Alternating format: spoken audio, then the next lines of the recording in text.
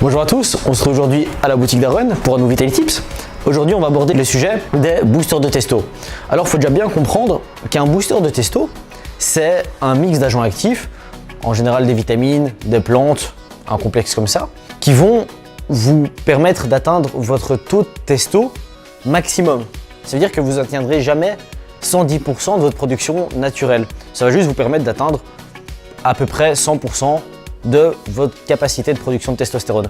Alors dans les boosters testo, on trouve souvent genre du tribulus, de l'acide D-aspartique, du zinc, du magnésium, de la vitamine B6. Il y a pas mal d'agents actifs comme ça. Il y en a qui marchent, il y en a qui marchent moins bien.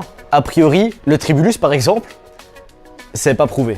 Il n'y a aucune étude fiable qui peut vraiment prouver l'efficacité du tribulus. Par contre, sur l'acide D-aspartique, il y a des études qui prouvent que ça convertit la testo en testo libre. Donc c'est la testo qui va être utilisée pour l'assimilation des protéines, etc. Sur l'urolitine B, donc l'urolitine B, c'est un extrait d'écorce de grenade qui est filtré à froid, c'est un polyphénol et ça favorise la production de testostérone jusqu'à un seuil naturel.